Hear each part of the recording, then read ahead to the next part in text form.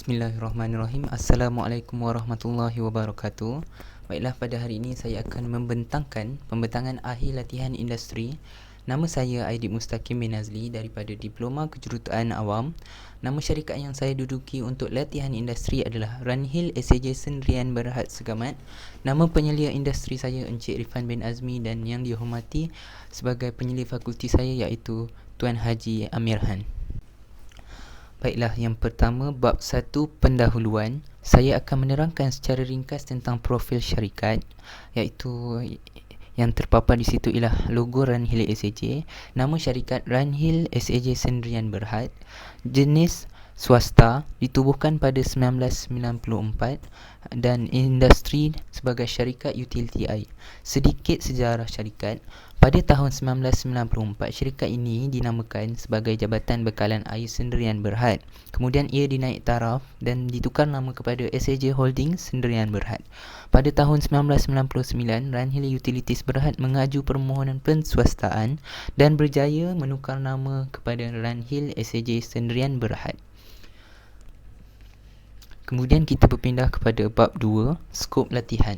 Skop latihan yang saya dapat pelajari daripada latihan industri ini di Runhill SAJ, yang pertama ialah mengenali jenis-jenis paip dan sambungan paip yang sesuai, mengenali kerja-kerja bilik kawalan contohnya GIS, mengenali dan memahami simbol dan fungsi aset iaitu injap SAJ, memahami sistem dan cara-cara selenggara pressure reducing valve PRV, menghadiri lawatan tapak, tangki dan projek bersama anggota SAJ, membantu untuk memeriksa mendapatkan sampel air tangki, memahami langkah-langkah dan ujian-ujian untuk paip baru, dan yang terakhir memerhati dan memahami projek-projek yang dijalankan di tapak. Kemudian tiba masanya untuk saya menerangkan kandungan latihan yang dapat saya pelajari sepanjang saya latihan industri di Runhill SAJ Segamat. Yang pertama, saya dapat memahami sistem bekalan air ataupun dalam bahasa Inggerisnya Water Supply System WSS. Di Runhill SAJ, sistem bekalan air penting kerana ia adalah produk utama yang syarikat hasilkan kepada pengguna. Sistem bekalan air akan mengalirkan air dari Sungai Segamat dan akan pergi ke loji rawatan air untuk memastikan air melalui rawatan sebelum dipindahkan ke tangki air. Di kawasan Segamat, kita memiliki 67 zon yang akan mendapatkan air melalui sistem bekalan air WSS. Berikut adalah 67 zon di Segamat, iaitu syarikat akan menggunakan SG sebagai kod menunjukkan SG ialah Segamat. Dalam sistem bekalan air WSS, ia akan dikawal mengikut meter. Semasa bekalan air mengalir, injap sepadan akan membolehkan aliran penuh melalui kerja paip hilir. Ia bertujuan untuk mengawal non-revenue water, NRW. Non-revenue water pula adalah air yang telah dihasilkan dan hilang sebelum sampai kepada pelanggan. Kerugian boleh menjadi kerugian sebenar dan kerugian yang besar. NRW tahap tinggi akan memudaratkan daya maju kewangan utility air dan juga kualiti air itu sendiri. Seterusnya, saya dapat mengenali dan mempelajari jenis paip yang umum dan jenis sambungan yang berada di Runhill SAJ Segamat. Berikut adalah jenis-jenis paip dan fungsinya, iaitu HDPE, Ductile Iron Mild Steel, UPVC dan Asbestos Cement. Berdasarkan gambar tersebut, kita dapat melihat fungsi-fungsinya dan cara mengenalinya. HDPE ia bersifat fleksibel dan warnanya akan hitam dan berjalur biru. Manakala Ductile Iron pula sama besi, ia lebih kurang seperti MS tetapi tidak boleh dikimpal. Mild steel pula iaitu MS mempunyai 3 lapisan iaitu simen, keluli dan bitumen. Ia kebiasaannya akan digunakan untuk lintasan jalan atau dipanggil crossroad. Untuk UPVC pula biasanya digunakan untuk saliran perumahan. Warna paip ini akan berwarna biru. Asbestos simen dianggap paip yang bahaya di mana ia mudah berkarat. Paip ini sangat mudah pecah dan perlu cermat bila memasangkannya. Kemudian kita akan berpindah kepada jenis-jenis sambungan yang saya pelajari dan fungsinya. Berikut yang pertama adalah MS collar, di mana ia untuk menyambungkan paip-paip mild steel. Kemudian ia akan dikimpal pada collar tersebut. Kedua, variable adapter joint iaitu VA joint. Ia digunakan untuk penyambungan paip yang berlainan jenis dan berlainan saiz. Sebagai contoh, paip UPVC disambungkan untuk ke paip SC. Kemudian dresser joint iaitu DJ joint, sambungan yang menyambungkan paip yang sama saiz ataupun sama jenis ya. Seperti contoh paip UPVC ke UPVC, UPVC ke MS ataupun MS ke MS. Kemudian tiger feet joint. Tiger feet joint digunakan sebagai sambungan yang berbentuk sama saiz pada kedua-dua belah bahagian. Tetapi paip ini untuk penyambungan poli ke poli sahaja.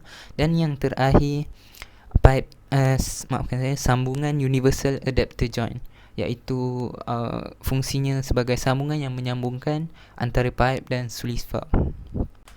Baiklah, seterusnya saya dapat mempelajari dan mengenali kerja-kerja bilik kawalan di mana saya punya penyelia industri iaitu Encik Irfan bin Azmi adalah juruteknik kerja-kerja bilik kawalan. Di ruang kawalan, semua data akan dijalankan oleh GIS. Di GIS kita akan belajar bagaimana melihat analisis rangkaian paip yang berada di segamat. Dalam pengedaran paip, mempunyai beberapa tempat untuk membaca tekanan di paip. Yang pertama, titik pengedaran atau disebut distribution point. Yang kedua, titik critical atau disebut critical point. Dan yang ketiga, titik HP. Di dalam ketiga-tiga ini akan mendapat satu logo. Berikut adalah jenis-jenis logo yang berada di segamat dan dapat saya mengenalinya, iaitu yang pertama jenis I2O, yang kedua jenis Cello dan yang ketiga jenis Zilog. Dalam pada masa yang sama, Encik Irfan bin Azmi membawa saya untuk pergi melihat servis minor logo pada CP dan HP, iaitu yang pertama, gambar tersebut membuka penutup CP ataupun HP dan kita akan memeriksa dan mencabut dan membersihkan logo di dalam CP dan HP itu, kemudian mencabut kabelnya dan memancurkan air ataupun memastikan tiada bahan yang tersumbat di dalam kabel tersebut supaya tekanan air dapat dibaca dengan betul. Kemudian terdapat juga logo sementara yang sama fungsinya sebagai logo, tetapi ia digunakan untuk mendapatkan data dalam masa yang pantas dan singkat untuk mengkaji dan memeriksa kawalan tekanan atau kebocoran yang berlaku di kawasan itu. Terdapat dua jenis yang berada di segamat yang dapat saya kenali, iaitu low log dan prime log. Berikut gambar seterusnya ialah contoh pemasangan logo sementara pada pilih bomba di tapak, iaitu pemasangan logo tersebut. Kemudian saya berpeluang untuk mengenali aset-aset injap SAJ yang umum ataupun lebih mudah dijumpai di setiap kawasan. Yang pertama ialah A-valve, iaitu injap angin, di mana terdapat dua jenis. Yang pertama single A-valve dan double A-valve. Kedua-dua fungsinya sama, iaitu membuang angin di dalam paip. Bezanya adalah bagi single A-valve membuang angin yang sedikit dan double A-valve membuang angin yang banyak. Kemudian yang seterusnya ialah isolated sluice valve, iaitu disebut ISV. Injap ini berfungsi sebagai mengawal aliran air. Ia mengendali bendali atau menghentikan aliran tersebut untuk proses ke lokasi tertentu. Kemudian scouring valve, ia berfungsi untuk membuang kotoran di dalam paip. Kerja-kerja pemilasan ataupun disebut flushing pipe secara berkala untuk menghilangkan bahan di dalam pipe tersebut selalu dijalankan oleh anggota-anggota Runhill SAJ. Dan seterusnya high drain valve, iaitu HYV atau dikenali dengan pilih bomba, berfungsi sebagai saluran keluar air untuk menghantar air tersebut dengan tekanan yang luar biasa yang selalu digunakan dan untuk kecemasan bagi ahli bomba. Kemudian pressure reduced valve. Pressure reduced valve ataupun disebut PRV berfungsi untuk mengurangkan tekanan air yang tinggi kepada rendah untuk pengguna. Kandungan latihan yang dapat saya pelajari seterusnya ialah sistem pressure reduced valve. Pressure reduced valve, seperti yang saya terangkan sebentar tadi, sejenis injap keselamatan yang digunakan untuk mengawal atau membatasi tekanan dalam sistem. Ia digunakan untuk mengelakkan injap pecah dan mengurangkan aliran air. Saya berpeluang untuk mendapatkan penerangan yang lebih terperinci daripada Encik Supian dari APMC, iaitu Advanced Pressure and Management Control. Menurut Encik Irfan bin Azmi, dia telah menerangkan kepada saya PRV terdapat Banyak jenis-jenis pengawalan PRV. Antaranya yang terdapat di sekamar ialah standard, kedua regular, ketiga timer tetapi jenamanya PR2, and yang terakhir ialah timer dan jenamanya rainbird. Berikut adalah aplikasi pressure reduce valve yang dapat saya tunjukkan kepada encik, iaitu daripada bekalan air agihan yang bertekanan tinggi, dia akan melalui sistem PRV di tengah-tengah tu, tetapi terpulang tidak semua PRV akan mempunyai injap PRV yang kecil di tepi kiri tu, dan tidak semua juga akan mempunyai bypass manual yang berfungsi sebagai sekiranya sistem PRV itu diselenggara, air akan melalui bypass tersebut untuk menghantar air ke menghantar air ke pengguna. Seterusnya, saya dapat belajar beberapa fungsi komponen pada PRV yang dapat dilihat oleh mata kasar saya sendiri dari luar sahaja. Yang pertama ialah penapis, iaitu disebut strainer sebelum masuk ke PRV. Namun tidak semua PRV akan ada strainer ini.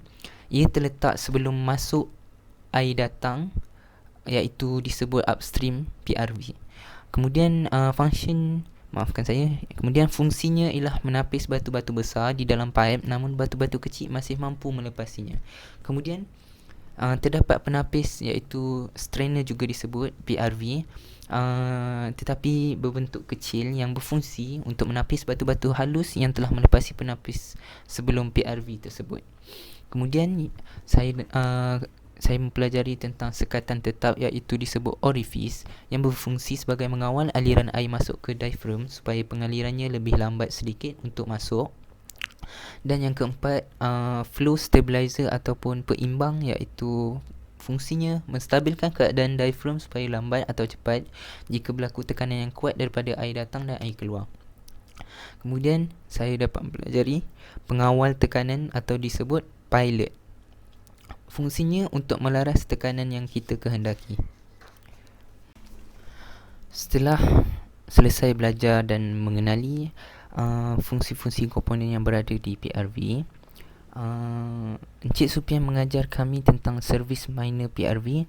Antara servis yang dapat saya lihat sendiri adalah untuk membersihkan upstream dan downstream dan membaca tekanan air datang dan air keluar.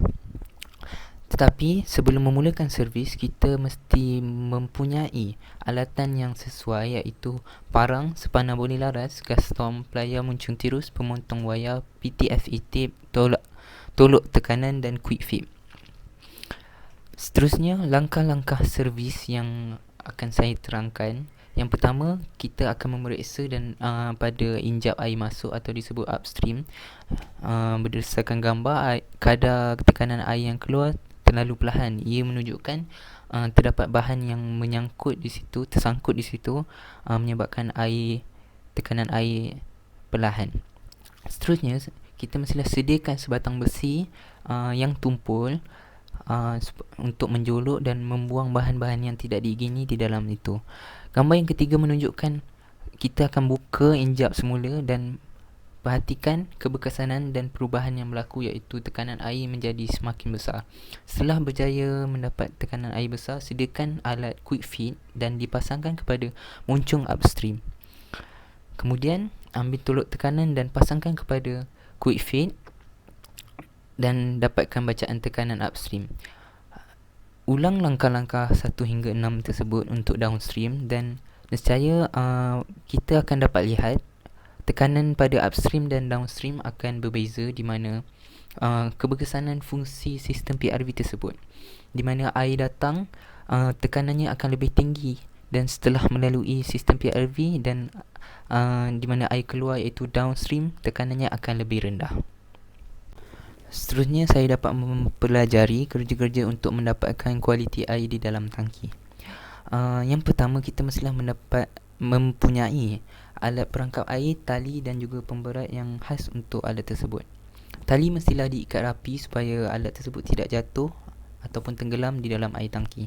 Kemudian sebelum memulakan aktiviti, kita mestilah memeriksa kedalaman air tangki kerana kita ingin mendapatkan bahagian bawah, tengah dan dasar. Sebelum memulakan, penutup alat perangkap air tersebut mestilah dibuka supaya air dapat masuk ke dalam alat tersebut. Setelah menjatuhkan alat perangkap air tersebut ke dalam air tangki, kita mestilah mengawal penurunan tersebut mengikut kedalaman yang kita ingini, iaitu atas, bawah dan dasar. Setelah dapat kedalaman yang kita ingini, contohnya dasar, kita mestilah menjatuhkan pemberat tersebut, dan pemberat tersebut akan menyentuh butang yang akan menutup alat perangkap air tersebut, sekaligus kita akan mendapatkan air sampel pada bahagian tersebut. Kemudian naikkan alat tersebut dan tuangkan air sampel ke dalam botol yang khas dan label bahagian tersebut. Ulang langkah semua ini untuk mendapatkan bahagian yang lain. Kemudian air sampel akan melalui ujian in situ, iaitu ujian kekeruhan, ujian klorin dan ujian pH, di mana saya juga dapat mempelajarinya sedikit sebanyak. Ujian tersebut akan dijalankan oleh juruteknik kualiti air di tapak. Kemudian saya dapat pelajari ujian keberkesanan paip baru, iaitu terdapat 3 ujian sebelum tee-off. Tee-off ialah pelepasan penggunaan paip tersebut untuk pengguna. Yang pertama, ujian tekanan. Ujian tekanan, kontraktor akan menyediakan mesin pump dan juruteknik akan menyediakan rototerm, iaitu alat membaca graf tekanan. Kemudian kontraktor akan set 15 bar tekanan air yang akan masuk selama 10 minit, dan sekiranya berjaya, graf tersebut akan terpapar pada rototerm. Dan setelah berjaya, kontraktor akan bersiap sedia untuk ujian kebocoran, iaitu ujian kebocoran, kontraktor akan set 10 bar yang akan ditinggalkan selama 24 jam. Untuk 24 jam yang akan ditinggalkan, rototerm mestilah dijaga rapi, iaitu pemasangan tolok tekanan mestilah betul dan kuat, dan sekiranya risau hujan, kita mestilah menutup rototerm tersebut dengan plastik ataupun payung. Keesokan harinya, kita akan memeriksa pula untuk hasil ujian kebocoran, di mana sekiranya graf bulat dan cantik, ia berjaya. Namun sekiranya terdapat masalah, graf akan menurun dan tidak cantik. Jadi kontraktor perlulah memeriksa apa masalah yang berlaku. Kemudian sekiranya berjaya, kontraktor akan bersiap sedia pula untuk ujian klorin, iaitu kontraktor akan memasukkan klorin ke dalam paip baru untuk membasmi kuman dan akan ditinggalkan selama 24 jam. Setelah 24 jam, juruteknik dan juruteknik kualiti air akan hadir untuk menguji ujian klorin pula di tapak. Pasang J copper pipes pada pipe tersebut untuk mendapatkan air, untuk menalukan air sampel, dan air sampel tersebut akan melalui ujian in situ seperti mana yang saya terangkan tadi, iaitu ujian kekeruhan, ujian pH dan ujian klorin. Setelah mendapat data daripada ujian tersebut,